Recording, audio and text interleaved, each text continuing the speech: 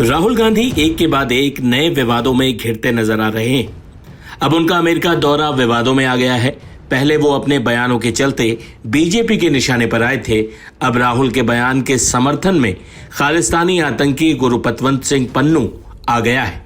राहुल गांधी ने अमेरिका में एक कार्यक्रम के दौरान सवाल उठाया था कि क्या भारत में सिखों को पगड़ी या कड़ा पहनने की इजाजत होगी। पन्नू ने राहुल गांधी के इस बयान को साहसिक बताते हुए अलग खालिस्तानी राष्ट्र की मांग को सही ठहराया है। पहले आपको बताते हैं कि राहुल गांधी ने दरअसल कहा क्या था। राहुल गांधी ने वर्जीनिया में भारतीय मूल के लोगों को संबोधित करते हुए कहा था कि सबसे पहले आपको यह समझना होगा कि लड़ाई किस बारे में है। लड़ाई राजनीति के बारे में नहीं है, यह सतही है। आपका नाम क्या है?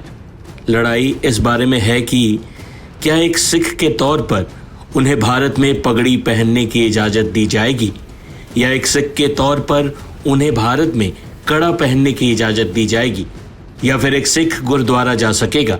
असल मायनों में लड़ाई इसी को लेकर है और सिर्फ इनके लिए नहीं बल्कि सभी धर्मों के लिए है। राहुल गांधी के इस बयान ने मानो देश विरोधियों को राशन मुहैया करा दिया। खालिस्तानी आतंकी पन्नू ने राहुल गांधी के इस बयान को हथियार के तौर पर इस्तेमाल किया है। पन्नू ने सोशल मीडिया पर एक पोस्ट में कहा कि भारत में सिखों के अस्तित्व पर खतरे को लेकर गांधी का बयान न केवल साहसिक और अग्रणी है बल्कि 1947 से भारत में सत्तासीन सरकारों के तहत सिखों को जिन परिस्थितियों का सामना करना पड़ रहा है उसके तथ्यात्मक इतिहास पर भी आधारित है। सिख होमलैंड खालिस्तान की स्थापना के लिए पंजाब स्वतंत्रता जनमत संग्रह के औचित्य पर सिक्स फॉर जस्टिस के रुख की भी पुष्टि करता है। बता दें कि सिक्स फॉर जस्टिस पन्नू द्वारा संचालित अमेरिका में उसका एक संगठन है। पन्नू के बयान को लेकर बवाल मचा ही था कि आग तब और भड़क गई जब राहुल गांधी ने अमेरिकी सांसदों के एक प्रतिनिधि मंडल से मुलाकात की जिसमें भारत विरोधी अमेरिकी सांसद इल्हान उमर भी नजर आ रही हैं। इस सबके बीच बीजेपी फ्रंट फुट पर है और राहुल गांधी समेत पूरी कांग्रेस को घेर रही है। सुनिए राहुल गांधी के सिखों पर बयान पर सिख नेताओं ने और बीजेपी नेताओं ने क्या कहा है। उनके पिता का समय भूल गए जब उनके पिता ने दिल्ली के अंदर 3000 सिखों का कत्ल कराया था, सिखों का केस कटवाए थे, हमारी बहनों के साथ दुष्कर्म कराए थे। वे अपना समय भूल गए परंतु आज भारत को बदनाम करने के लिए देश की धरती का इस्तेमाल करते हैं। और जो मैंने कल कहा था कि इनका बयान खालिस्तानी इस्तेमाल करेंगे, आज वो सच हुआ। आज खालिस्तानियों ने उनका बयान इस्तेमाल करना शुरू किया। ये उसी प्रकार हुआ जब कश्मीर से धारा 335 हटाई गई। इन्होंने कहा था कश्मीर में सत्याग्रह हो रहा है और उनका बयान इमरान खान ने यूएन ने इस्तेमाल किया था। इसलिए हम आज सिख भारी संख्या में यहाँ पर राहुल गांधी का विरोध कर रहे हैं। राहुल गांधी मुर्दाबाद, मुर्दाबाद, मुर्दाबाद। राहुल गांधी मुर्दाबाद, मुर्दाबाद, मुर्दाबाद। राहुल गांधी मुर्दाबाद, मुर्दाबाद, मुर्दाबाद। राहुल गांधी मुर्दाबाद, मुर्दाबाद, मुर्दाबाद। शर्म करो, नहीं शर्म करो। राहुल गांधी को पूरे देश से सिखों से माफी मांगनी चाहिए। वो देशी धरती का उपयोग करते हैं भारत को और सिखों को बदनाम करने के लिए। राहुल गांधी जब भी विदेश जाते हैं एक तो भारत को बदनाम करते हैं, दूसरा भारत विरोधी तत्वों को सहयोग करते हैं। और जैसा आप बता रहे हैं सिख फॉर जस्टिस ने उनके बयान का समर्थन कर दिया। राहुल गांधी या विपक्ष के नेता हैं, क्या क्या बोलते हैं। आज भारत में सिख रेजिमेंट है कि नहीं? सेना का सुरक्षित करते हैं ना? कितने हॉकी खिलाड़ी बाकी खिलाड़ी सिख है कि नहीं?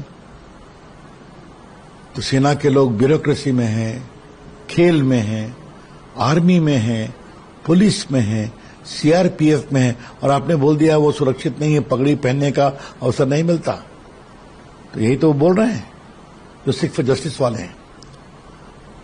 राहुल गांधी का वक्तव्य बहुत ही गैर जिम्मेदाराना है, इर्रिस्पॉन्सिबल।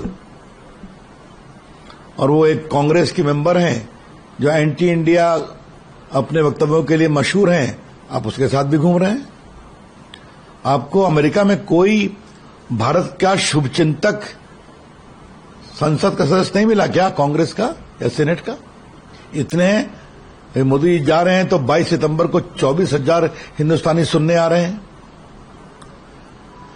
तो राहुल गांधी जब भी विदेश जाएंगे तो भारत का अपमान करेंगे। क्या कह दिया आप देखिए, आरक्षण समाप्त कर देंगे। कभी नहीं होगा, राहुल गांधी जान ले आप। संघ के बारे में बोल दिया कि संघ जो है महिलाओं के खिलाफ है।